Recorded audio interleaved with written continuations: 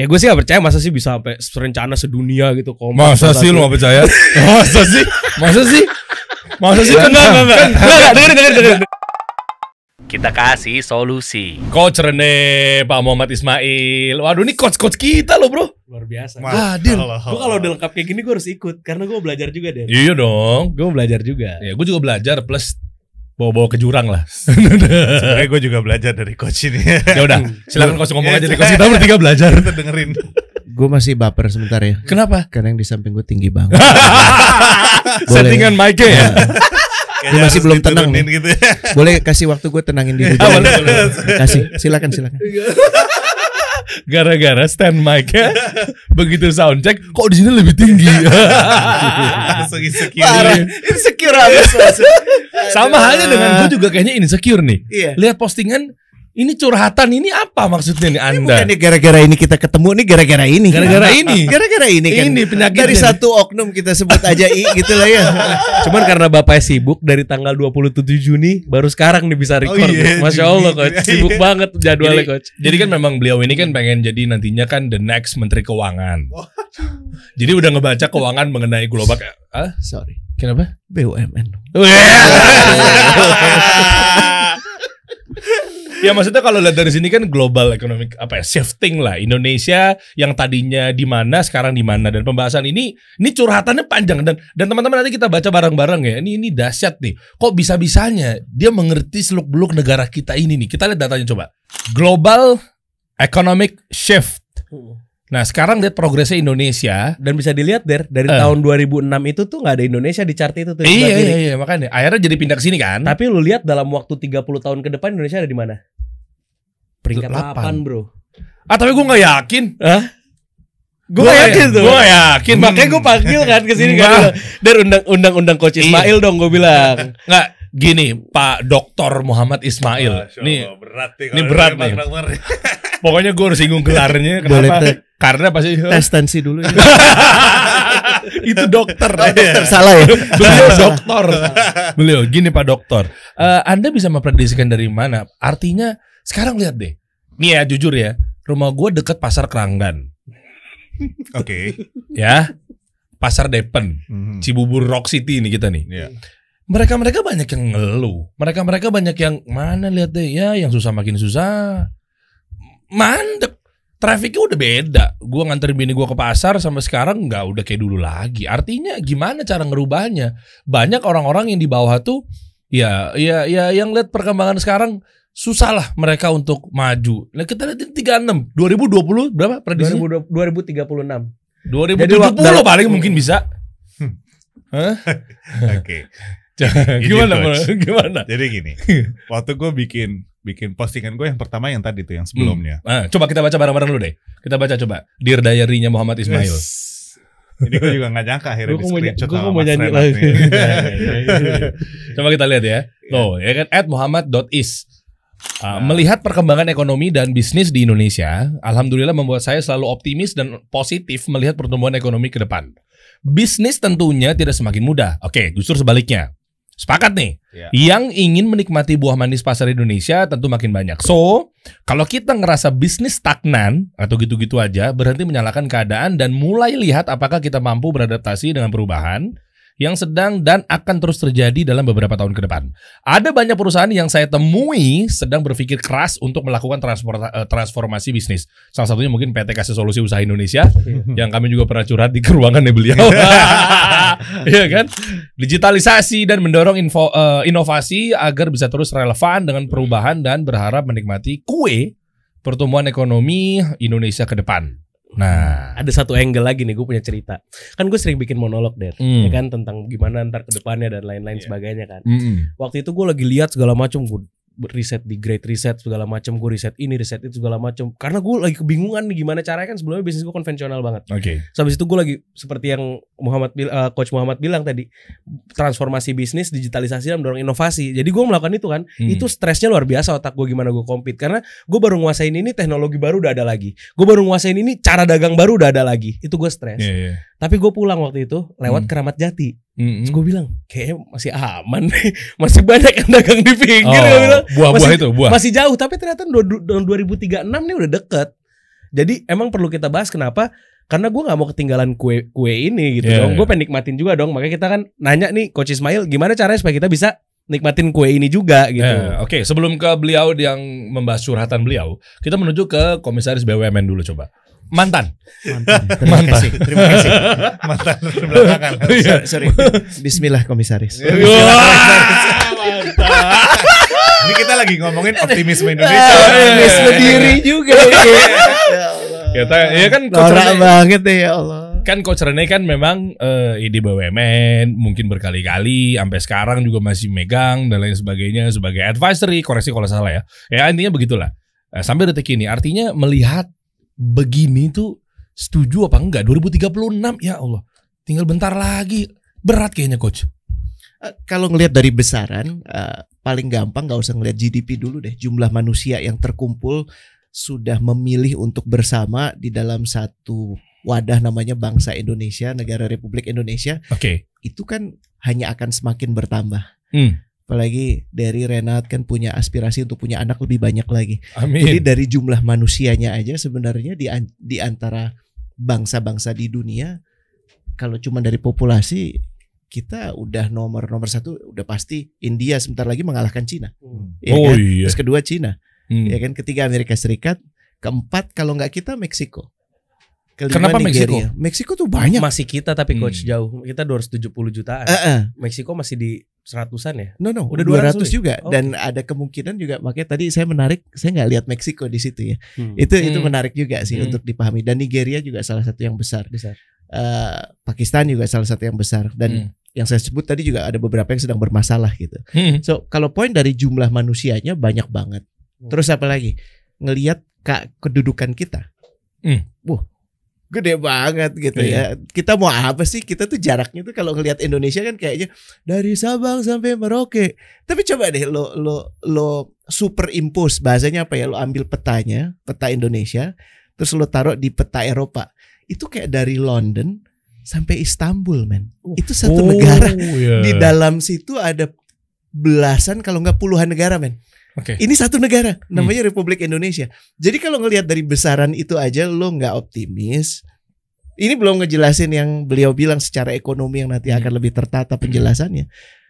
Something is very wrong with you gitu. Jadi emang lo punya problem melihat yang besar. Sementara kita emang sangat besar, bukan cuman besar, sangat besar. Oke. Gitu. Nah, dari situ kita lihat nanti bagaimana perilaku organisasi-organisasi yang ada di dalamnya. Oh, seberapa jauh kontribusinya? Iya dong. Ya. Ya. Dan nanti Coach Ismail akan lebih pertegas gitu ya. Ini kan bukan masalah cuman kita dapat kue berapa gitu ya. Tapi kalau kue misalnya ini kan bisa dibagi 4 tuh kan enak gitu ya. Tapi kalau semuanya yang makan Derry gitu ya. Ini kan Itu rada fair kan. pertanyaannya gitu. Maksudnya ketika kita shifting, yang ngerasain siapa? Itu aja dulu deh, sesimpel itu. Maksudnya oke, peringkat 8. Ya kan kita lihat di situ. Dari mana kita tuh ya? Kok tiba-tiba naik cus gitu? Dari nggak ada loh, di kiri nggak ada. Tahun 2006 kita belum termasuk loh di sini loh. Guys, gue coba ingetin ya. Waktu kita merdeka dulu tahun 45. Angka melek huruf kita tuh cuma 4%, men. Melek huruf Latin Oh ya. iya. Melek huruf Arab itu ada sekitar 16%. Aksara Arab. Masya Allah. Ya. Insyaallah. Tapi sekarang tingkat melek hurufnya itu udah hampir 99% Latin. Masya Allah. Yang bahasa Arab sayangnya juga masih jauh gitu. Dan Tapi ini kan dari mungkin perlu tahun diperbaiki. 45 sampai sekarang kan oke lah. Ini kan 10 tahunan lagi 36. Iya, makanya maksudnya gini. Kita tuh dari mana? Itu sampai kita ada di sini, nih orang-orang kulit sawo matang nih bisa bikin acara sendiri gitu ya. Nggak harus diberangus sama yang kulitnya putihan, yang rambutnya bule. Menurut gue patut disyukuri. Jadi banyak sih alasan kenapa menurut gue banyak keberkahan di tanah ini gitu. Oke. Mungkin Ismail bisa lebih menjelaskan Coba. secara ekonominya tuh gimana. Nah, Seperti yang tadi Anda bilang katanya saatnya bagi-bagi kue. Anda dapat apa enggak? Pertanyaannya yang dapat siapa? iya, jadi gini. Mungkin pertama waktu gue nulis itu tuh berangkat dari beberapa diskusi sama teman-teman pengusaha gitu. Oke. Jadi punya keresahan gitu, Coach. Kok kebanyakan kita akhirnya larut melihat Indonesia tuh negatif banget gitu. Oke. kok sayang banget gitu. Sementara orang lain, orang yang lihat potensinya, orang yang tahu playing field-nya itu ngerti banget bahwa ini tuh sesuatu yang luar biasa besar. Contohnya coba. Ya banyak. Contohnya ekonom-ekonom luar. Oh, oke. Ya kan, kita lihat mungkin kalau kita mau lihat data yang lebih detail, mungkin kalau kita lihat bulan ini data terakhir bahwa angka inflasi kita tuh masih jauh lebih bagus daripada yang lain. Gua nggak bilang bahwa di sini nggak enak, tapi kalau compare to negara-negara yang inflasinya udah mendekati 10%, mengerikan banget. Kita masih patut bersyukur gitu. Nah, lihat itu jadi mikir gini, ini sebenarnya sebelum kita benerin bisnis, sebelum kita benerin apa-apa yang ada di depan kita, jangan-jangan mindset kita salah, jangan-jangan kita ngelihat Indonesia aja salah gitu. Oke. Jangan-jangan kita itu negatif banget gitu gara-gara berita yang secuil banget yang kita lihat, ya kan? Mungkin gara-gara informasi yang terbatas yang kita terima, sehingga kita berkesimpulan bahwa ini nggak ada harapan. Oh, artinya ini ada peran penting media?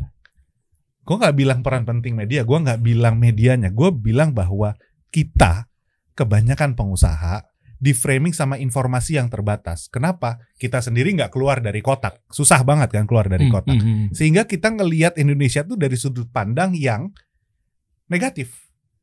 Iya, karena media karena itu disuguhkan tadi negatif. Iya, karena peran penting media tadi gue bilang. Kalau dia lihatnya yang negatif ya dia lihatnya negatif. Kalau gue lihatnya yang positif ya gue lihat yang positif. Terus gimana caranya ngegiring mereka yang udah terpersuasifkan, tergiring atau terframing itu untuk balik ngelihat dari sisi yang kiri gitu? Nah itu dia yang pertama yang gue pengen sebenarnya angkat sama teman-teman pengusaha. Itulah pertama gini, benerin dulu nih mindset kita. Indonesia itu nggak sejelek yang lu kira. Oke. Kita punya begitu sederet keberuntungan yang luar biasa. Kita punya sederet keberkahan yang luar biasa. Kelebihan yang negara lain gak punya, men. Masya Allah. Yang kita punya. Tapi kalau kita ngerasa tadi, aduh kok bisnis susah ya, men. Lu di dunia ini duit itu ngalir ke tempat bisnis yang enak. Ya, dan Indonesia itu salah satu tempat yang enak buat doing business. Ya nggak? Kalau tadi lu misalnya di Keranggan, wah Keranggan enak nih, rame. Gue buka toko roti. Yang berpikir bahwa buka toko roti enak di Keranggan khususnya nggak cuma lo, men, banyak. Otomatis lo akan berkompetisi gitu. Tapi lo akan kalah berkompetisi jika lo memulai langkah lo dengan negativity. Belum apa-apa lo udah kalah. Aduh, nggak mungkin deh. Ini ekonomi lagi slow. Udah deh, Keranggan ini siapa yang mau beli? Gue baca koran kemarin, bukan koran, gue baca media online bilangnya begini, di tweet yang gue follow katanya kita mesti hati-hati. Di Instagram yang itu ngomongnya kita mesti siap-siap nih untuk itu. Paham? Betul. Ya? Nah, ini resonate banget gitu. Banget. Betul. Nah, itu dan somehow setelah itu gue dapat data ini yang nunjukin bahwa ini loh, data secara global aja nunjukin bahwa optimis banget sama Indonesia. GDP-nya kita bakal masuk salah satu 10 yang paling besar di dunia. Artinya apa? Artinya ekonomi akan grow, ekonomi akan tumbuh. Balik lagi ke kita sebagai pengusaha, lu mau ngelangkah kapan? Nunggu lu lihat, oh iya tumbuh nih baru kita mulai, apa kita mulai dari sekarang? Ketika FOMO. Iya. Iya, tapi masalahnya gini, bro, intinya kan si data ini kan nggak nyampe ke mereka kan? Yes. Nah, gimana caranya data ini biar nyampe ke mereka? Ya mungkin menengah ke bawah, penyebutannya apalah. Istilahnya yang bisnisnya kayak begitu gitu. Yang taunya mana depan mata nggak ada sales nih. Bahkan lebih mirisnya lagi gini ya. Gue pernah baca di Databox atau Katadata. Katadata.com ya. Nah itu 46% kekayaan di Indonesia dikuasai oleh 1% populasinya. Itu kan berarti ada ketimpangan kan. Berarti yang bisa baca optimisme kayak gini hanya 1%. Nah itu dari 99% yang ada. Ya kan, itu pertama. Yang kedua, gimana caranya nih kita nih bisa seperti mereka yang 1% itu tuh. Gimana cara kita bersaing sama mereka? Apakah kita emang udah pada dasarnya emang udah mindsetnya negatif, punya inferiority complex, selalu ngerasa inferior dari orang sehingga kita nggak berani untuk melangkah? Itu kan mungkin jadi masalah yang kedua setelah masalah pertama, bahwasannya kita nggak bisa compete sama mereka karena emang kita nggak punya literasinya gitu. Nah, gimana tuh caranya supaya kita nih bisa bersaing dengan mereka-mereka nih, big fish lah kalau kita bilang. Artinya ada di lingkungan itu dan ada di circle itu. Tugasnya coach ini coach. Yang Nggak. disalahkan Nggak. malah yang disalahkan katanya mereka punya privilege, kita nggak ada privilege. Kalau mau kayak sukses kayak gitu harus punya privilege. Kok Oh, privilege yang Nah, disalahin sih? maksud gue tugasnya Gitu. kasih solusi untuk membuka literasi itu. Oh, Bahwa berat ya. Dibalikin loh. Indonesia itu gede banget dan Pas banget. betul nggak? Potensinya tuh gede banget. Sebenarnya yang pengen gue sampein ketika nulis itu adalah guys, kita harus lihat bahwa optimisme kita tuh harus bener dulu. Ngelihat Indonesia tuh mesti bener. Lu nggak boleh bilang bahwa ini Indonesia parah segala macam. No, kalimat-kalimat lu itu akan jadi doa gitu Iya, somehow gitu kan. betul. Itu dulu, ini benerin. Ini gue kasih beberapa fakta. Ini GDP Indonesia akan masuk di nomor 8 ya. 8. Nomor 3 8 triliun dolar. di tahun 2036. Ngegeser Kanada tuh. Iya, income per kapita kita sekarang mendekati 4.000 di tahun 2030 something ribuan. akan mencapai 12.000. Loh, gede banget. Oh, Masya Allah. Tapi kita belum bicara ketimpangan. Ya, ada Gini ratio yang mana kue ini kebanyakan mungkin diterima oleh segelintir atau sekelompok kecil, lalu yang lain ngerasa bahwa aduh nggak ada. Indonesia nggak ada. Enggak, bukan masalah Indonesianya. Tugas kita sebagai pengusaha sebenarnya apa sih? Solving problem. Ada kok, bukannya nggak ada. Lu lain cerita kalau kuenya nggak ada. Kita hampir kebanyakan pengusaha akhirnya berkesimpulan ini kuenya nggak ada. Enggak, kuenya ada. Lu nggak kebagian. Gimana caranya lu kebagian? Ya benerin cara lu main. Benerin lu networkingnya sama siapa. Gitu. Oh, oke, nice. Nah, Coach Ren nih, benerin cara yang seperti ini artinya apakah memang sesimpel jawabannya? Ya udah lu go digital. Maksudnya apa yang perlu dibenahin? Digital itu menawarkan demokratisasi akses kepada pasar. Oke. Ya, dan akses kepada lembaga keuangan atau apapun. Tapi gue nggak akan masuk ke situ dulu deh. Yang lebih penting tuh sekarang tadi terpicu sekali oleh yang disampaikan oleh Coach Ismail tentang kenapa ya, ini jadi pertanyaan gue juga, kenapa kok kita jadi lebih mudah fokus kepada yang negatif, gitu ya. Nih gue coba membayangkan kita bayangkan ada tiga kondisi. Yang satu negara di mana cuman orang kaya isinya, yang satu lagi negara di mana cuman orang miskin isinya. Ya, dan kita nih ada yang di ketiga, ada beberapa orang kaya dan ada orang miskin yang lebih banyak dari orang kayanya. Ya. Menurut lo yang membutuhkan kompleksitas berpikir yang mana? Kalau yang sama orang kaya ya semuanya sama, kanan kiri lo punya Ferrari, gue punya Lamborghini, no big deal. Kalau yang sama-sama miskin, gue nggak sempet iri juga karena gue juga lihat lo nggak makan, bener nggak? Iya. Tapi kalau sekarang di tengah gue lagi susah ya naik kendaraan umum. Ya. Gue ngelihat Lamborghini yang tiba-tiba masuk misalnya ke jalan yang hanya boleh untuk bus gitu misalnya, kan jadi mangkel ya. Iya dong. Iya kan, dan tanpa sadar memicu. Ini gue belajar di salah satu kawan yang neuroscience. Ada dua komponen besar yang harus kita perhatikan dalam kepala kita di kondisi di tanah yang kompleks ini, di tanah di mana ada si kaya dan si miskin ini. Oke. Dan ini penting buat si kaya dan si miskin, bukan cuma buat si miskin aja ya. Ini gue ngomong buat semuanya ya. Yang pertama bagian otak yang meregulasi control and protect. Dalam situasi kompleks itu artinya apa? Lo nggak tahu apa yang bakal lo lihat hari ini. Paham ya? Okay. Kompleks tuh beda dengan complicated. Kalau complicated tuh bisa dimudahkan, disimplify. Kalau kompleks tuh emang nggak tahu aja, kayak pandemi itu kompleks. Emang ada yang bisa menebak bahwa ini bakal jadi kayak begini? Ada yang bikin ramalan, tapi maksudnya gini, Siapa? Mbak Rara bukan? ada, tapi maksudnya bukan. Gue nggak mau komentari itu ya, Dan. Nah kan di berita udah ada. Saya jadi nggak main di pinggir jurang. Memang saya berdasarkan berita. Iya, tapi maksudnya gini, nggak ada yang bisa benar-benar tahu sampai itu terjadi. Qadarullah, benar-benar. Oke. Nah, dalam menghadapi kondisi itu ada dua bagian otak yang dibutuhkan berhadapan situasi kompleks nih. Oke. Situasi kompleks yang nggak terjadi di dua tanah yang lain. Masih ingat tadi yang gue bilang ya? Oke. Ya, situasi kompleks ini harus dihadapi dengan komponen pertama, control and protect. Itu bagian otak yang lebih tua istilahnya. Oke. Ya, yang meregulasi supaya kita aman tuh mesti gimana? Amigdala. Supaya kita bisa memastikan dapur itu terus ngebul istri gimana. Nah, ini problemnya sangat berbeda dengan fungsi otak yang satu lagi, yaitu yang meregulasi to connect and create. Oke. Kenapa? Karena kalau yang di sini dia harus mengenali ancaman, kalau yang di sini dia mengenali peluang. Nah, orang-orang yang kayak Coach Ismail, dia terlatih untuk berpindah antara pola pikir satu dan pola pikir yang lain.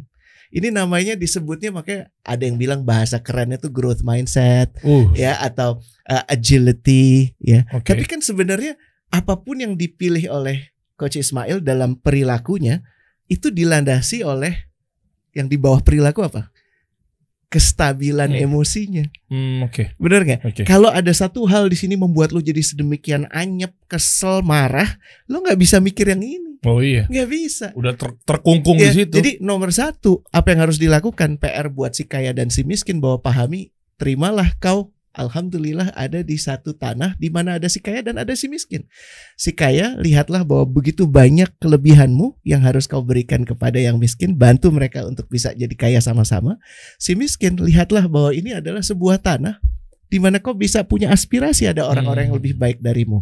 Nah, dalam proses itu akan terjadi connect and create. Jadi tidak melihat orang yang lebih kaya itu sebagai ketidakadilan semata. Loh, dia lebih kaya bisa jadi karena dia kerjanya lebih keras dari kita. 24 jamnya sama. Ya, memang dia punya kebetulan nama belakangnya Wijaya atau Salim ya, atau Bakri misalnya ya. Tapi maksudnya begini, kan tetap saja nama belakang itu modal, sebagaimana lu punya modal punya mata, betul kan? Iya. Dan tidaklah semua orang akan bertemu kembali dengan penciptanya untuk mempertanggungjawabkan semua yang sudah dititipkan. Artinya lu punya nama-nama besar itu belum tentu lu mampu. Gitu. Jadi jangan iri dengki gitulah kurang lebih. Ya. Dan yang bisa dilakukan adalah syukuri apa yang sudah diberikan ke lo, dan coba nih ya. Kalau yang di kawan-kawan yang di bawah, kawan-kawan yang sekarang sedang merasa terpuruk, itu yang paling sering aktif otaknya, gue jamin itu yang protect dan to survive, ya. Fight or flight. Jadi dia cuman bisa mikirnya tuh memproteksi diri. Sekarang coba latihan buat kawan-kawan ini. Rekomendasi gue, lebih sering nonton Kasih Solusi, jangan nonton yang lain. Jadi untuk sementara ya, jangan nonton yang lain dulu. Yang mana? Yang lainnya tuh contohnya yang mana? Yang lain. Siapa? Yang mana? Gak usah disebut. Yang lain yang pokoknya menurut lo penting gak sih untuk tahu keadaan dia ditangkap di mana gitu ya, atau ada sinyal apa gitu, nggak penting kan? Membantu lo nggak sih? Iya, membantu lo dalam keseharian lo nggak sih? Yang coba dilakukan oleh Coach Ismail, ya, yang coba dilakukan oleh Derry dan Renat di Kasih Solusi ini kan ngasih harapan dan ngasih cara, nggak cuma harapan, cara. Atau cari deh kalau lo nemu yang model-model kayak begini, yang pokoknya nggak ngomongin orang, ya, tapi ngomongin case. Soalnya kalau ngomongin orang ya nggak ada manfaatnya juga gitu kan. Apa? Emang lo dapat apa? Tarun masih inget nggak? Di mana ada satu masa orang akan ngomong dia nggak punya keahliannya, dia nggak punya kepentingan, dia nggak membuat jadi keadaan lebih baik, tapi ngomong aja. Nah, hindari. Ini buat yang kawan-kawan yang ada di situ. Untuk kawan-kawan yang memang sudah terbiasa untuk create dan connect, tugas lo adalah menjadi penyambung seperti Coach Ismail. Kepedulian lo jangan cuman ngangguk-ngangguk sendiri. Posting.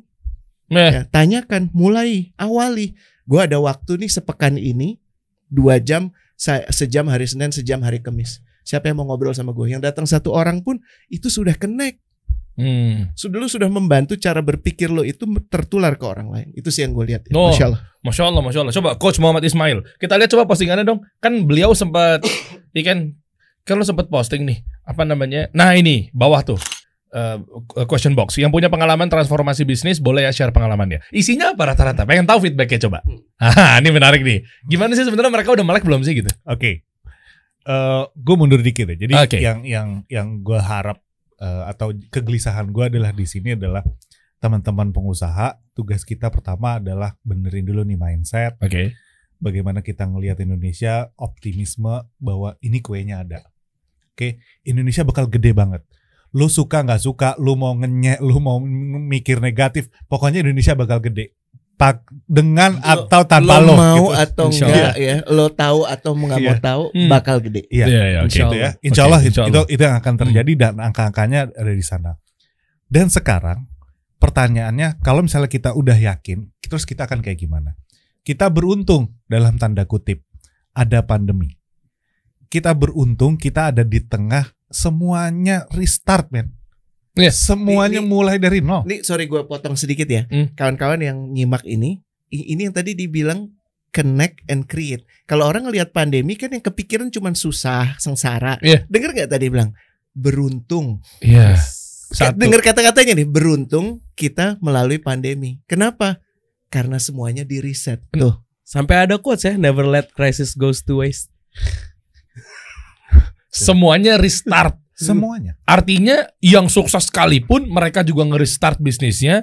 Yang mungkin dia belum sukses juga mereka juga harus berubah, pivot dan lain-lainnya. Nah artinya kan mulainya bareng-bareng lagi berarti kan? Betul. Oke. Mulainya semua dari nol dalam tanda kutip. Ya. Oke. Sekarang kalau kita ketemu sama brand-brand gede, sama perusahaan-perusahaan gede, ngomongnya sama.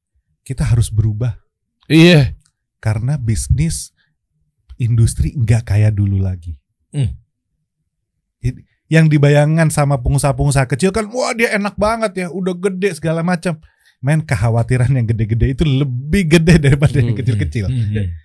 Dan gue sambungin ya, menurut gue ini playing field yang pas banget. Karena beliau kan punya satu produk yang tadinya didominasi oleh mereka yang besar-besar. Nah ini sebenarnya ajakan bahwa kalau selama ini lo hanya focusing kepada satu aspek tentang delivery, ya, ada banyak cara sekarang lo bisa melakukan itu lebih murah, lebih efisien, lebih cepat, ya kan? Itu sangat dimungkinkan gitu. Nah, ini ajakan untuk kawan-kawan yang ada di korporasi, karena kan gini ya, orang yang ada di korporasi kan ngerasa selama gaji gue dapet kan semua baik-baik aja kan? Bener nggak? Bener nggak? Selama bos gue nggak rese-rese amat, gaji dapet tenang gitu. Cuman lo juga mesti punya pemikiran bahwa lo tuh dapat amanah untuk menakodoi kapal ini. Dan kapal ini sekarang baru saja mengarungi badai. Ini kesempatan baik untuk lo punya teman-teman berlayar yang baru gitu loh. Gak cuman yang itu-itu aja. Bener. Tapi gini Coach Rene, Coach Muhammad Ismail, artinya kalau tadi disebut seperti itu, sepertinya mungkin kurang fair buat mereka yang beranggapan bahwa iya kita sekarang ambruk bareng-bareng. Tapi kan nyatanya lu networkingnya lebih gede dibanding gue. Kalau gue mau start, tetap aja gue kalah. Nah itu loh. Itu yang tadi gue bilang ya, inferiority complex. Nah coba. Gini, gue ngelihat kalau dari sisi kacamata pengusaha, pengusaha itu menurut gue tugas utamanya adalah emang kan jadi leader. Gue selalu kasih analogi sama tim gue gini, kalau lo jadi leader, itu lo ada di tengah hutan gelap dan gak ada yang punya center dan gak ada yang tahu harus kemana. Somehow sebagai leader, lo harus bilang kita pergi ke utara. Oh iya dong, betul ya. Ya berat nih. Tugasnya dia tuh berat. Kita bilang sebagai leader, lo harus bilang kita pergi ke utara. Kenapa? Karena majority, kebanyakan orang maunya follow. Gak mau take risk, kebanyakan. Nah tugas kita sebagai leader, kita berangkat ke utara. Kenapa? Dia bisa bilang berangkat ke utara. Gue punya intuisi, gue punya pengalaman, gue punya feel yang mungkin itu gak bisa dijelasin semuanya. Tapi gue bilang kita pergi ke utara. Dan kebanyakan akan ikut. Kalau sebagai pengusaha lo udah punya kemampuan untuk itu, apapun resikonya akan lo hadapi aja. Gak bisa lo bilang tapi ini nih yang bikin lo gak bisa jalan kemana-mana. Si toxic ini nih gitu ya. Kalau kita lihat hari ini, kita ngomongin brand-brand UKM deh. Lo kebayang gak bahwa dulu di Indonesia ada hari ini akhirnya ada yang namanya Brodo, ada yang namanya Nah Project, yang somehow mereka ngalahin brand-brand luar, men. Nike, Converse dan whatever itulah brand-brand itu, mereka bisa sukses. Kalau mereka berpikir dulu, ya Nike kan brand luar ya, duitnya banyak ya, dan lu nggak mulai apa-apa, nggak ada men hari ini yang namanya Brodo, nggak ada yang namanya Nah Project, nggak ada tuh yang sepatu keren-keren yang mereka bisa nguasain market di sini. Orang emak-emak di rumah aja, cuman berbagi gimana dia bisa bersihin semua perabot rumah aja. Itu udah jadi YouTuber terkenal menurut gue. jadi kayak gini, kalau lo ngelihat problem ya problem aja yang lo lihat gitu. Ya, Iya kan? Dan ini emang pilihan sih, Dar. Dan ini bukan apa ya istilahnya ya?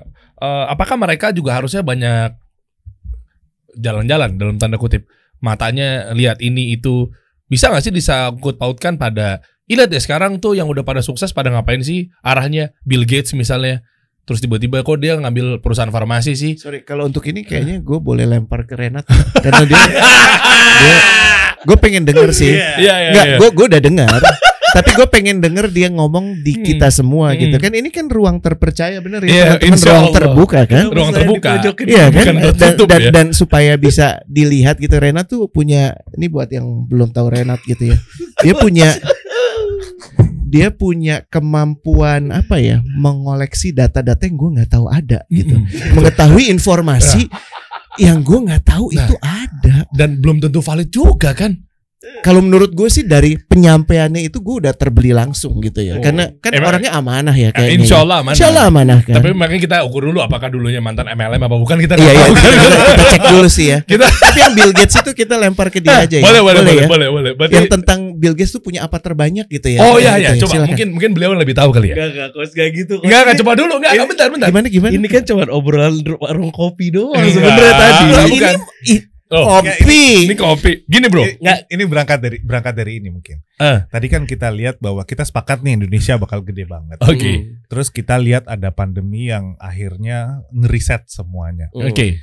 Setelah riset, maka kita percaya bahwa ini game-game ke depannya ada banyak hal yang bakal baru. Iya dong, Iya game-game kan? udah macem-macem. Nah, Dia udah bilang tadi gamenya. kita pengen tahu. Ya kan sekarang Dia kita udah tadi bilang. ngomongin sebagian Kita aja gimana caranya. kaget Nah, gitu kan. game-game berikutnya ini kira-kira setelah post pandemi ini kira-kira apa nih bro? Ya kan, datanya ya kira-kira bakal oke. Betul. Jadi gue dipojokin banget di sana. Lu kan Enggak. Gue kan akan ganti. Lu kan katanya bakal ganti nama akun Instagram lu adalah membaca situasi negeri ini kan? Enggak ada. Enggak. Jadi ini kan cuman ngomentarin apa yang gue baca. Kan baca informasi sekarang seliweran kan. Ada yang benar-benar valid, ada yang memang dugaan, ada yang asumsi dan lain-lain. Tapi ya kita baca-baca aja gitu, karena ini kan cuman satu berita yang ya udahlah, ya namanya kita pengen tahu nih apa yang akan terjadi, terus kita baca dong gitu kan. Yeah. Nah terus Coach Rene tadi singgung Bill Gates dulu kan. Ada pernah berita kan, makanya dia banyak dituduh-tuduh kan aktor di balik pandemi katanya gitu kan. Ya gue sih gak percaya masa sih bisa sampai rencana sedunia gitu. Masa sih lu gak percaya? Masa sih? Enggak, dengerin. Enggak kan tiap hari lu ngobrol di ruangan gue. Tar dulu. Kita nikmatin aja ya. Gue keluar ah. Nggak, jadi ini apa namanya, dari dulu kan udah dibilang ini ada pandemi, tiba-tiba dia yang paling ready. Terus sekarang yang paling menakjubkan lagi, kemarin gue baca banyak krisis pangan kan. Nah ternyata di tahun 2020 dia di berita di Amerika. Gue pengen bilang kalau gue by data, tulis Bill Gates the biggest farm owner in America, farmland owner di Amerika. Iya emang kebetulan aja Coba sih lihat. Nat. Siapa tahu memang dia mindset petani. Karena kedepannya bakal ada krisis pangan kan. Ternyata di tahun 2020 udah banyak. Nggak tahu, ini kan kita ntar dibilang konspirasi teoris. Gue enggak. Gue cuma ngeliat, oh ternyata berarti ke depan bisnis pangan nih bagus nih. Di Indonesia pun kan Pak Jokowi kan bikin food estate kan, mempersiapkan pangan kan, krisis pangan kan. Ya cuma kan Mungkin bisa ke depannya aja agriculture jadi sesuatu yang komoditi yang bener-bener ini kan jadi peluang buat kita kan. Kita lihat aja mereka orang-orang yang pinter pasti udah ngebaca masa depan kan. Oh gitu. Makanya dia udah investasi di situ gitu. Oh investasi di situ, ngebaca plus memang dia nge-create. Ini kalau lo lihat heart rate gue berapa nih? Detak jantungnya. Tapi menurut gue The largest private farmland owner in the US. ini sangat masuk akal. Orang-orang itu punya gini ya, jangan melihat mereka sebagai musuh ya, jahat, terus nggak ada baiknya. Enggak, menurut gue dengan membaca ini seperti Renat membaca Bill Gates, ada hikmah dari situ gitu, dan ini sangat nyata betul. Dia kan teman mainnya si Warren Buffett. Warren Buffett itu pembeli, tahu nggak apa? Waktu zaman tahun 80-an pembeli rel kereta, pemberi jalur kereta. Semua pada bilang, ini kan industri yang dying. Kenapa lo bikin jalur kereta? Terus dia ketawa aja. Tahu nggak dia bikin apa? Dia pasang fiber optics di situ karena security-nya dapat. Langsung itu menjadi boom kan di tahun 2000-an. So poinnya apa? Yang Renat bilang itu ya disimak, dia bisa baca. Kalau lo yang punya keterbatasan untuk bisa baca karena keseringan nonton acara gosip, baiknya simak si Renat punya monolog gitu kan, supaya habis itu paling nggak jadi lebih kaya khasanah lo gitu, ngerti ya? Iya kan? Ini yang menurut gue kritikal sih. Thank you Renat. Ini benar loh. Masya Allah. Makanya kita mau denger Ini beberapa tahun sebelum si Rusia benar-benar nyerang Ukraine kan? Tahun berapa? 2021 kan Coach masih? Iya, dan dia pasti sudah melakukan pembelian ini. Coba lo cek. Setelah ya si Rusia itu ngambil sebagian dari Ukraine tahun 2014. Karena dia udah baca Dia udah lihat itu. bakal berubah jadi krisis kedepannya adalah famine kan, kelaparan kan, krisis pangan dan lain-lain. Ternyata dia jadi kalau misalnya kita suuzon kan kita bilang wah dia yang bikin krisisnya, di mana bisa kan orang bikin krisis kayak gini kan, Allah lah yang menentukan semuanya kan. Gue sih encourage banget segmen ini ya, dikasih solusi baca Indonesia gitu. Karena kita punya tugas buat semua kawan-kawan, dan yang tugas lo paling nggak mendengarkan gitu ya, bahwa apa yang kita sampaikan belum tentu 100% bakal terjadi benar gitu ya, sahih, tapi ini awal percakapan yang lebih sehat. Percakapan bahwa ada peluang loh. Nggak cuman problem, nggak cuman ancaman doang, ada peluang. Cuman lo mau nggak sih melatih diri lo untuk melihat itu? Tapi menarik ya, coba kita bedah aja. Dan ironisnya gini, tuh pekerjaan bertani dan lain-lain di Indonesia dianggap rendah. Padahal ternyata orang paling ya termasuk 10 besar terkaya di dunia mau jadi petani itu. Padahal tadi udah tech dia. Orang-orang sekarang petani pada pengen jadi tech, ini yang tech mau jadi petani lagi, coach. Maksudnya mindsetnya bagus banget, abis bikin deket banget sama farmasi, tiba-tiba ke pertanian kan, Masya Allah gitu. Coba kayak setiap krisis dia yang tampil gitu kan. Maksudnya kan jadi gimana gitu. Itu yang gue tunggu, keluar juga kan akhirnya. Lu jangan pakai Excel, Microsoft Excel lu kalau masih protes sama dia. Kita banyak ditolong sama dia loh. Gue pakai Google Spreadsheet. Oh iya. Udah lanjut. Coba. Oke, selain Bill Gates siapa lagi sih coach atau Coach Muhammad Ismail yang sekiranya memang kelihatannya bisa menjadi, nggak tahu ya, gue ngomongnya role model atau indikator atau apapun itu namanya, sehingga orang-orang yang memang memiliki mindset tadi udah protek, udah suudzonisme dan lain sebagainya. Salah satu kaidah yang paling penting supaya kita nggak echo chamber ya. Bahasa echo chamber tuh gini. Gila ya, ini kok kejadian kalau lo lihat Facebook kan biasanya. Cocoklogi. Facebook emak gue gitu ya. Cocoklogi. Iya, ada satu kejadian buruk, terus ini bagaimana kejadian bisa ini? Selalu aja di bawahnya, hampir selalu. Tuh ada orang yang ngomong gini, mau dibawa kemana negeri ini gitu ya soalnya. Bener gak sih? Jadi kalau gue sekarang bahasanya tuh gini, uji nyali deh guys. Kalau lo biasanya nyaman follow akun-akun tertentu, coba cari antinya. Antidotnya. Jadi biasakan untuk menyimak. Lo nggak setuju nggak apa-apa, tapi biasakan untuk tidak hanya melihat ke satu orang aja. Bener nggak? Bener. Dan di situ lo kemudian mulai, itu pertama ya. Jangan cuma itu tapi ya. Jadi lo biasakan kalau lo punya kompilasi kumpulan orang-orang yang lo follow, ada yang semua yang lo follow itu adalah penyanyi dangdut amit-amit gitu ya, Masya Allah gitu ya, subhanallah. Coba sekarang follow coach gitu. Atau kalau lo biasa follow coach ya, coba follow ustadz. Lo biasa follow ustadz, coba ada satu entrepreneur. Gitu, ngerti nggak? Nah ini akan melazimkan, membuat lo jadi punya apa ya bahasanya bro ya? Spektrumnya lebih luas. Ya, dan kita lebih kaya dalam berinteraksi. Betul. Itu nomor 1. Nomor 2, kita nih kan insya Allah sama-sama Muslim gitu di sini ya. Insya Allah. Kita kan diingetin ya sama Rasul kita, ya. Rasul kita diingatkan oleh Allah dalam wahyunya gitu kan. Dibilang bahwa kemenangan tuh apa sih? Nih gue nanya Renat, karena dia yang paling fasih di antara kita. Kan? Apaan? Kemenangan, fath gitu kan. Itu apa definisinya? Kemenangan yang sesungguhnya ada di surat Ali Imran itu, coach. Faman zuziya anin nar wa udkhila jannah latafaqad faz. Yaitu ketika engkau dijauhkan dari neraka dan masuk dalam surga, dan itu kemenangan yang paling besar. Betul. Itu ultimate goal kita. Dan kan? Terakhirnya kan Allah bilang wamal hayatud dunya illa mataul ghurur, dan sesungguhnya kehidupan dunia ini hanya kesenangan yang menipu. Jadi nomor 1 itu goal nomor 1. Iya kan? Terus pahami, kita kalau di khasanah keislaman, kemenangan kita kan sekerat yang nempel di kepala kita Fatu Makkah, betul ya. Tapi padahal Fatu Makkah sendiri pun itu tidak dianggap sebagai sebuah kemenangan yang sedemikian rupa. Kemenangan sedemikian rupa adalah bagaimana Rasulullah berhasil mengelilingi dirinya oleh orang-orang soleh, oleh para sahabat. Ya, generasi terbaik itu. Ayo kita coba lakukan itu. Kita bisa nggak bangun ekosistem? Tadi sebenarnya udah dihinting, udah disampaikan oleh Ismail. Kalau selama ini kita mikirnya sendiri-sendiri, kita mikir perusahaan kita pikir kita manfaat. jangan-jangan kita yang manfaatin gitu kan. Itu yang sering kali ya. Iya kan? Usahanya apa? Kalau sama Pak Dirman waktu itu. Usahanya apa, Dek? Usahakanlah, Pak, gitu kan. Jadi sebenarnya lo tuh pada saat berusaha bermanfaat, lo tuh mau coba manfaatin orang. Coba sekarang mindset itu benar-benar diubah. Pahami untuk jadi benar-benar bermanfaat. Nah, gitu. Dan bangun ekosistem ini, usung sama-sama. Ya kalau ada yang salah bilang salah, benar bilang benar. Dan mulainya dari situ sih menurut gue. Punya satu circle trust yang kalau gue nggak, saking sayangnya gue sama Renat, menurut gue dia ngaco, gue menjadikan itu kecintaan gue, tanggung jawab gue untuk bilang, Renat, untuk poin ini lo ngaco. Dan gue pengen Renat, lo Ismail juga bisa ngomong hal yang sama ke gue.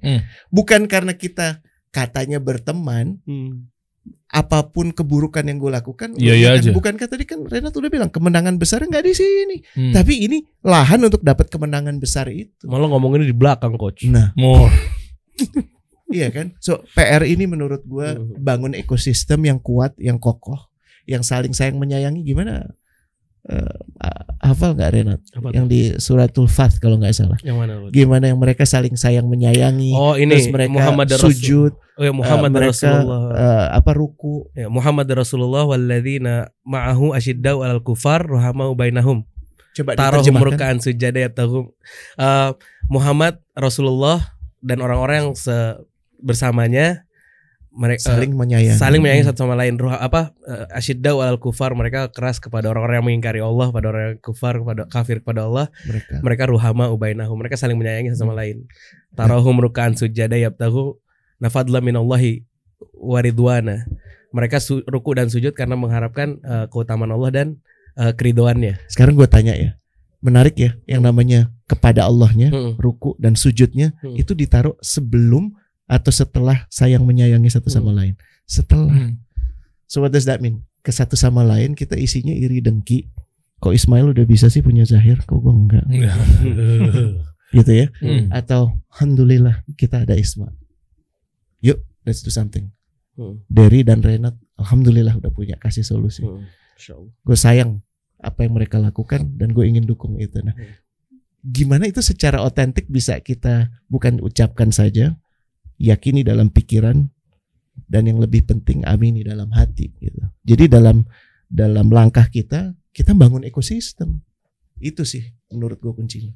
Kayak gimana Coach Muhammad Ismail? Ini kadang-kadang Anda kan bahas ini jadinya panjang mana-mana dan kita suka malah justru malah. Sepakat. Kalau konteksnya balik lagi ya, kalau tadi konteks kita dalam bisnis sebagai pengusaha berangkat tadi dengan berbaik sangka bahwa Indonesia ini gede banget. Satu. Yang kedua, Indonesia ini terlalu besar kalau lu mau makan sendirian, nggak mungkin. Iya. Benar gak? Tapi kenyataannya 46% dikuasai sama 1% populasi. Bro, 1% itu masih penting loh, bukan satu orang kan. Tapi 1% dari 270 juta kan cuma 2.700.000, Coach. Iya betul. 2.700.000 orang nguasain 46% kekayaannya total. Coba kalau lo lihat komposisi dari korporasi ya, maaf gue potong ya. Bukankah yang namanya CEO itu dan manajemen itu berapa persennya gitu? Gue nggak mewajarkan ini ya. Untuk apa? Gue nggak mau. Jumlah misalnya organisasi isinya 1.000 orang. CEO-nya 1. Board of direction ya mungkin 5 ya. Kadang-kadang 10 gitu ya, 12. Gue nggak mewajarkan ini sama sekali. Gue mengatakan ini dalam konteks ini fakta yang kita harus hadapi. Makanya kalau melihat ada keburukan, sampaikan. Ya, karena yang 1% pun itu bisa melakukan keburukan, tapi akan menjadi lebih baik kalau diingatkan. Ya, ditazkirakan. Kalau ya mereka melakukan kebaikan, dukung. Paham gak sih? Iya kan? Nah itu sih PR. Ini ada yang menarik nih, pertanyaan dari gue, terserah nih Coach Ismail atau Coach Rene yang mau jawab nih. Kita kan ngomong kan ada ketidakmerataan. Nah di dunia ini ada 2 sistem, kiri sama kanan. Kiri itu menerapkan equal outcome.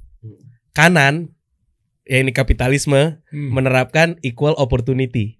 Ya kan? Tapi ternyata equal opportunity ini membuat sesuatu yang jomplang antara si kaya dan si miskin yang jauh gap. Wealth gap yang jauh. Sedangkan yang di sebelah sini, sebelah kiri equal outcome, ternyata outcome-nya segitu doang gitu di dasar basic needs doang Kuenya gitu. kecil terus. Iya, kuenya kecil terus. Equal outcome, memang semuanya dapat semuanya bersama, tapi kecil, basic. Sedangkan yang atuh kalau mau kaya bisa kaya luar biasa, atau kalau mau susah ya susah lagi, hancur-hancurnya gapnya jauh banget gitu. Kira-kira ada nggak solusi pertengahannya di antara dua gap yang ada? Emang loh, agama kita itu tidak pernah menyebutkan, hey manusia lakukanlah demokrasi, hey manusia berdirikanlah kerajaan. Gak ada. Semuanya dikembalikan ke dalam diri. Dan artinya apa? Ya kita adalah umat yang mewakili nilai-nilai tengah. Nilai-nilai tengah itu artinya dimoderasi. Kalau lo ke kanan, terlalu ke kanan, ya lo ajak ke kiri. Kalau lo terlalu ke kiri, ajak ke kanan. Problemnya orang di tengah, buat yang di kanan, yang rasanya dia di kiri. lo kiri banget sih. Buat orang yang di kiri, lo kanan banget. So itu. poinnya, kalau menurut gue jawabannya udah di bagaimana peradaban Islam bisa tumbuh gemilang. Salah satunya adalah dengan memfokuskan kepada spirituality. Nggak ada pemimpin hebat bisa muncul tanpa melalui satu ekosistem yang hebat. Pemimpin yang mindful muncul dari ekosistem yang mindful, nggak ada. Exactly. Jadi menurut gua tarikan kanan kiri ini fakta dunia kita saat ini. Kalau dulu kan menurut gua lebih ngeri ya, ya kan, karena lebih terbuka, perang dan segala macam. Tapi kalau sekarang menurut gua ini konsep ideologi, dan ideologi harus dilawan dengan apa? Ideologi juga. Iya kan, kasih solusi ini juga menawarkan ideologi. Makanya kita tidak pernah malu, tidak pernah sungkan mengatakan bahwa we are Muslim. Not because you have to be Muslim, tapi ini ajakan kepada semua orang untuk menjadi Muslim gitu kan. Surrender kepada Allah. Iya benar. Tapi Paling kan masih kita ada nggak malu sama identity kita ya. Benar. Tapi kan tadi yang Renat bilang kan memang melulu ada. Gimana caranya itu loh ngatasin kayak misalnya yang kapitalis banget itu selalu ada. Dan tadi masalah yang Coach Muhammad Ismail bilang bahwa kita nggak bisa makan sendiri, dan memang proyeknya kapitalis kan memang dia kalau bisa makan sendiri, hidup sendiri kalau bisa.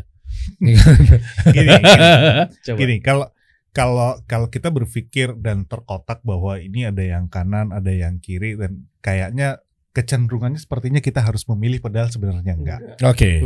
Ya kan? So, kita punya pilihan kita sendiri. Kita percaya bahwa yang kita cari dalam ekonomi adalah keadilan. Ya, bukan masalah banyak, bukan masalah dikit. Masalahnya adil. Ini kayaknya mau naik ya. Keadilan sosial ini kayak siapa ya? Gue inget banget tuh. Coba tahun berapa ya? Dipotong nih takut kontroversi. Lewat Partai Zahir Nasional ya. Host tolong dipotong. Udah ada ternyata PZI. Partai Zahir Indonesia. Dilanjutkan Coach Ismail, dilanjutkan. Maaf ya. Yang penting adil. Yang penting adil. Yang penting adalah sebenarnya kan fairness, gimana ngejalanin ekonomi ini dengan adil, dengan terbuka, dengan transparan. Kalau kita ngomongin sebenarnya yang ditawarin sama ekonomi Islam sebenarnya itu, dan dunia ini sebenarnya ingin menuju dan sedang berpikir untuk menuju arah sana, but somehow mungkin brandnya, mungkin mereka pengennya brandnya lain lah gitu ya. Cuman intinya yang mereka pengen itu adalah sebenarnya itu gimana caranya fair, gimana kesenjangan itu relatively tidak ada, karena ini sebenarnya kebutuhan.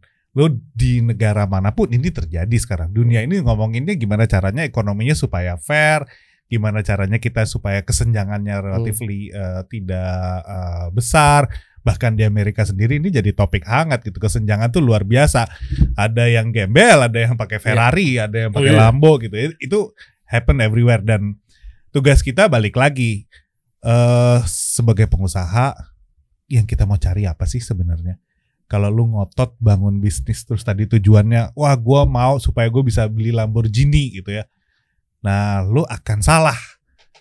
Tapi kalau gue pengen bangun bisnis supaya gue bermanfaat, nah nanti langkah-langkah yang lu ambil itu juga lu somehow akan fair, akan adil. Lu pengen bikin bisnis yang bukan cuma nguntungin diri lu juga mau supplier lu tumbuh, lu juga mau staff lu tumbuh, itu semuanya jalan gitu. Tapi kalau lu masih jadi pengusaha yang gue pengen tajir sendiri, anak buah gue susah kayak gimana bukan urusan gue, supplier gue tekan habis-habisan supaya gue dapat harga murah dan gue untung, enggak itu gitu. Kalau tujuannya salah, maka nanti langkahnya pasti jadi salah. Balik lagi ke kita masing-masing sendiri, tujuannya mesti benar dulu. Coach, gue potong sedikit. Itu tadi yang lo omongin, itu udah dibahas di World Economic Forum, namanya stakeholder capitalism. Kalau sebelumnya kan shareholder capitalism, di mana shareholder mengambil keuntungan sebanyak-banyaknya, walaupun nanti mereka bikin foundation dan lain-lain untuk ngasih makan ya, ngasih hasil dari mereka untuk dibagikan kepada yang nggak mampu dan lain-lain ya. Tapi tetap itu ternyata masih bikin wealth gap yang gede. Makanya sekarang dirubah jadi stakeholder capitalism. Sebenarnya di ekonomi Islam memang diajari seperti itu kan. Bahkan yang pernah gue dengar kalau nggak salah di Islam sumber daya alam yang buat kehidupan pokok itu dikuasai oleh negara dan dipergunakan untuk sebaik-baiknya. Itu kan bukan yang dilakukan sama negara kita di Indonesia kan. Berarti kalau kita bilang negara Indonesia bukan negara Islam, salah banget orang sistem-sistemnya hampir sistem ekonominya aja kan. Kita private ownership boleh di sini. Kalau negara komunisme nggak boleh sama sekali. Terus kalau di Amerika bahkan dia kan kapitalisme total kan. Jadi bahkan nggak ada BUMN di sana gitu, private sektor semua kan.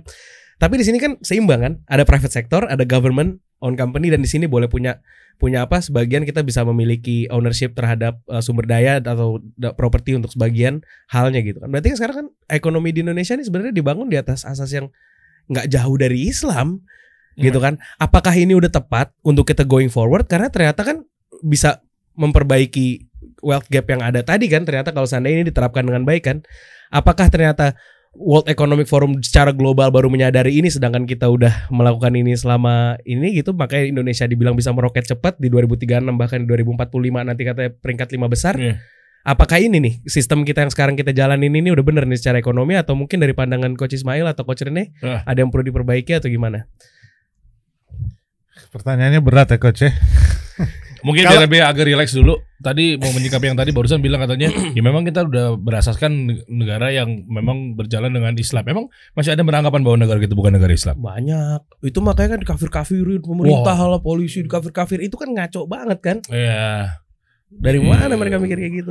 Seringan panas-panasan kali mungkin. Minum Starbucks nggak boleh katanya. Coach Rene banyak dicela-cela loh, Coach nggak boleh minum. Iya kalau gitu nggak usah main Google.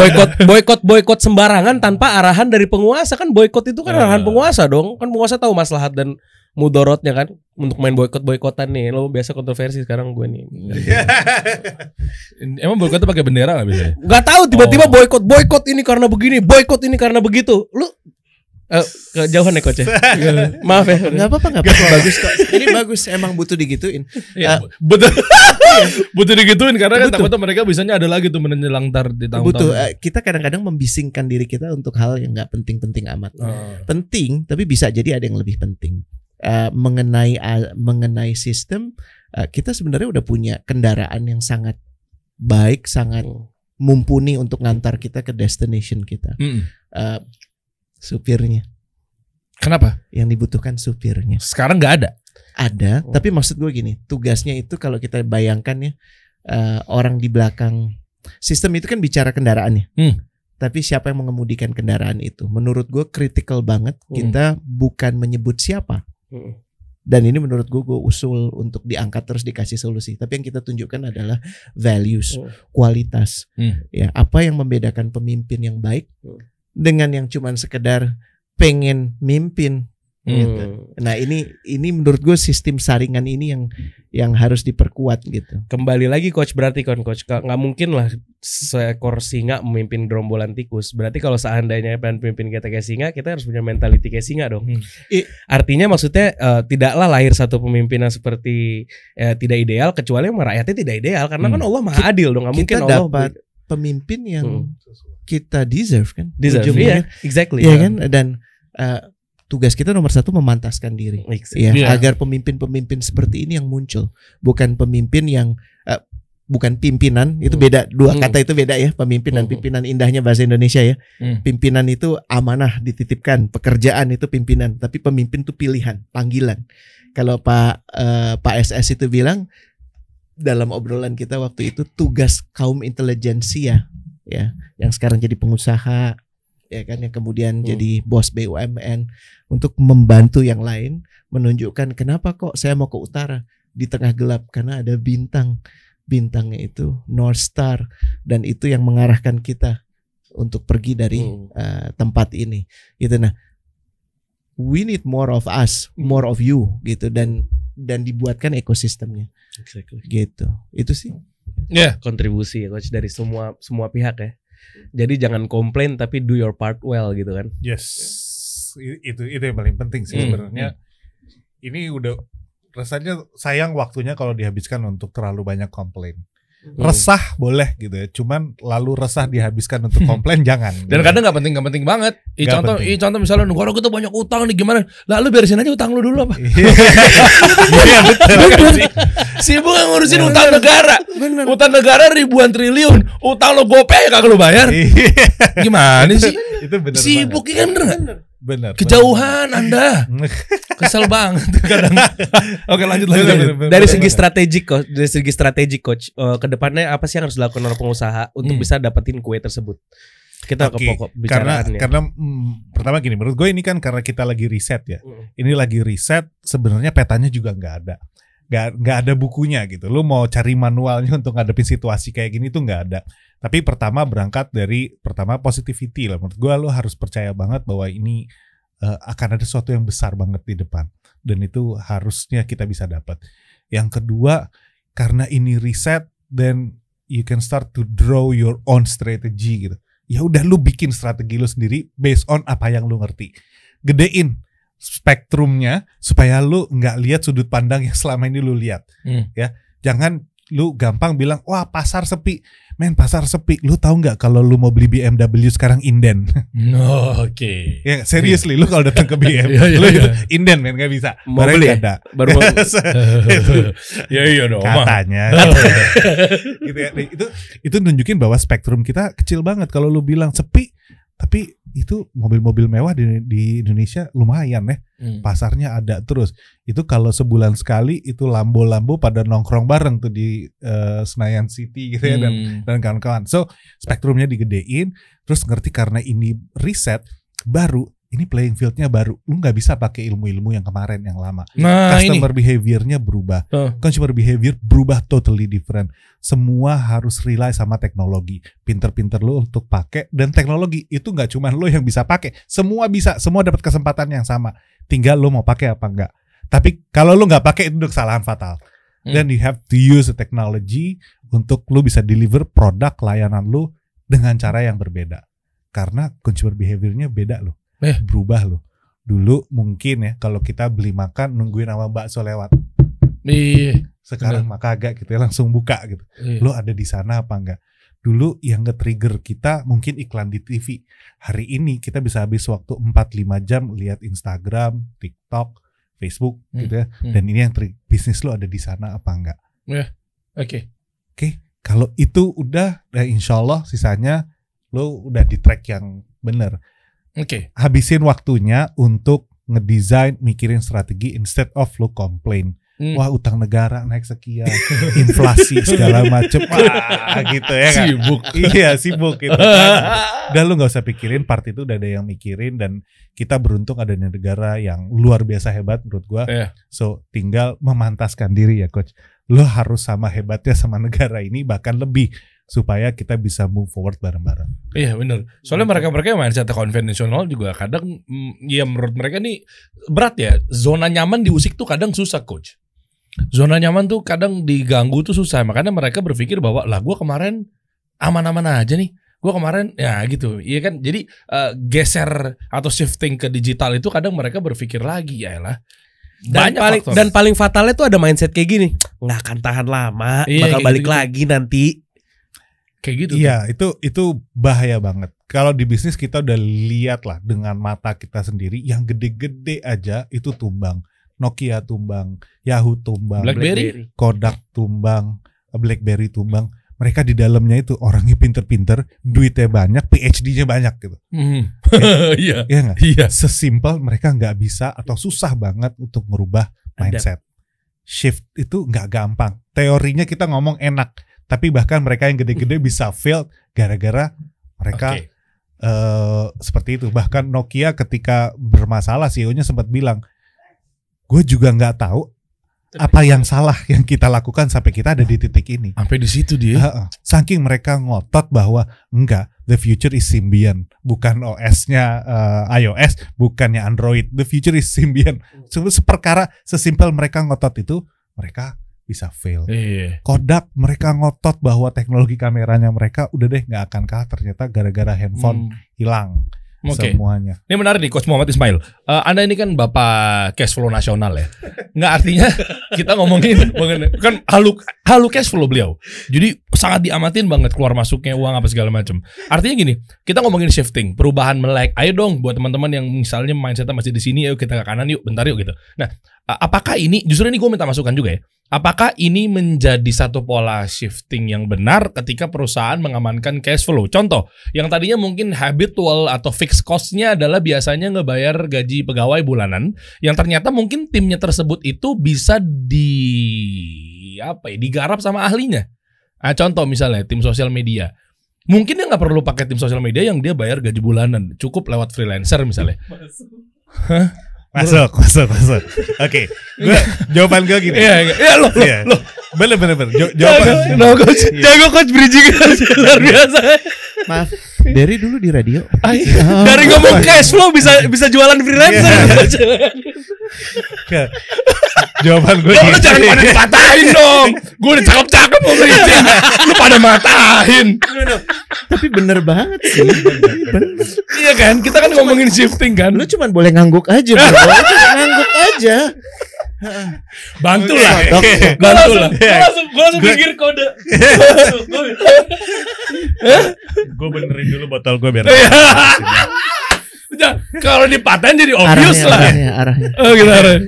Jadi obvious dong. Anda juga ulang ya, kayak nggak ada apa-apa ya, ulang. Kita ulang ya gitu.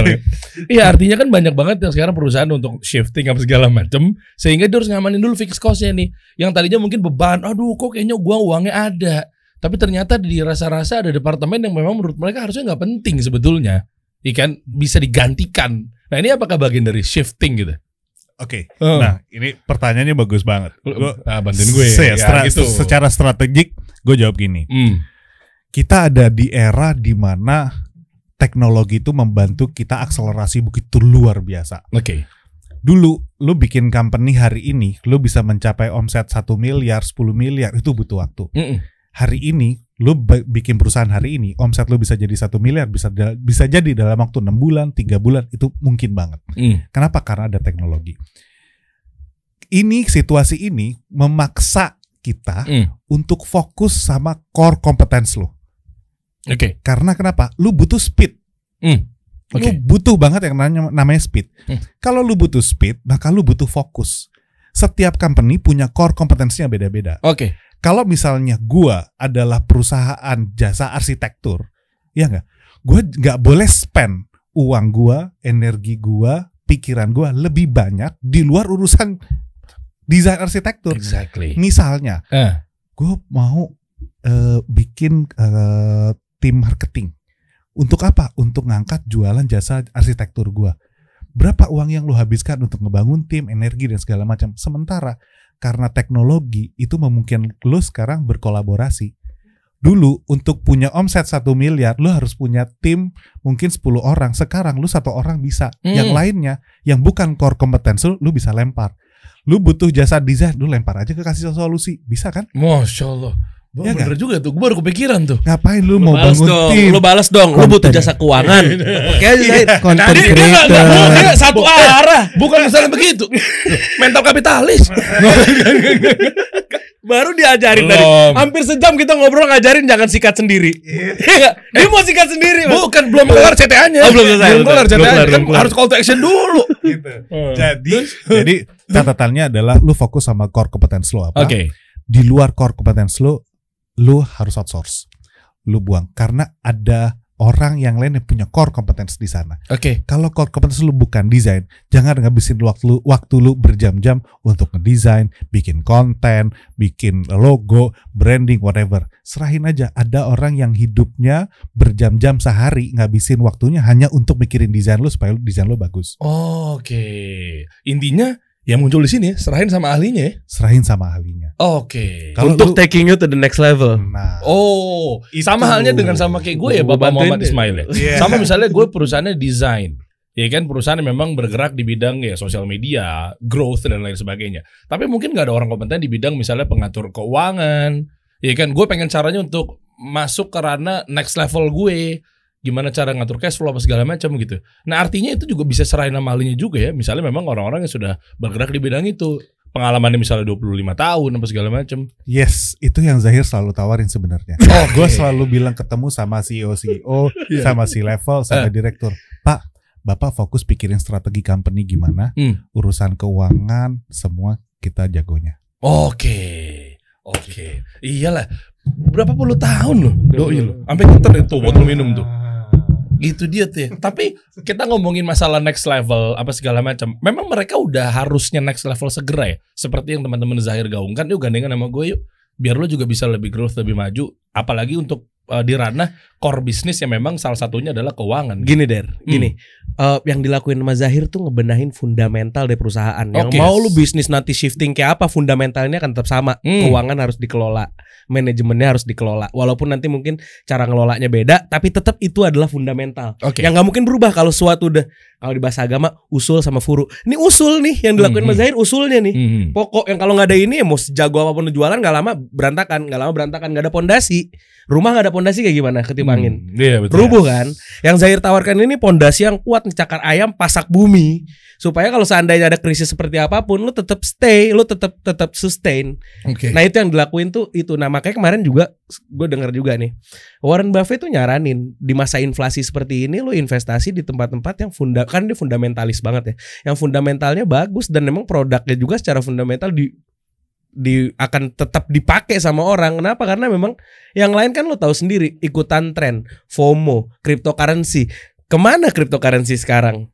Ya gue nggak tahu ya apakah ini crash yang akan naik lagi atau ini akan crash dan terus-terusan crash. Gue nggak tahu. Ya tergantung Jangan bandarnya. bully gue. Ya tergantung bandarnya. Tapi yang gue bilang dia bisa crash ketika dan lo jatuh miskin seketika. Waktu yang gue bikin konten dan gue dibully sama 2.900 komen, kejadian. Tapi kalau fundamentalnya kuat, bagus. Nah makanya Zahir nih mau ngasih tahu lu supaya kalau bikin perusahaan fundamentalnya yang bagus dong. Betul. Yes, benar. Gitu. Selalu berangkatnya dari sana. Gue punya case mungkin beberapa bulan lalu ada teman pengusaha gitu datang, terus mereka bilang, teman gue bilang gini, bos, gue pengen bisnis gue grow, gue pengen tumbuh, gue udah ngelakuin bisnis gue yang sekarang ini sekian tahun, gue pengen expand. Pertanyaan simpelnya seringkali nggak bisa kejawab. Gue bilang, lu pengen gede segede apa? Waduh. Kalau ditanya semua pengen gede. Cuman ketika ditanya serius, lu pengen segede apa? Nggak tahu. Oke, kalau lu nggak tahu pengen segede apa, gue mau tanya, lu akan naikin berapa persen dalam waktu 5 tahun dari apa yang lu dapat sekarang? Berapa lu dapat sekarang? Nggak tahu. Makin nggak tahu itu, bos. Nah, jadi kalau mau grow, naik kelas, ya fundamentalnya mesti bener.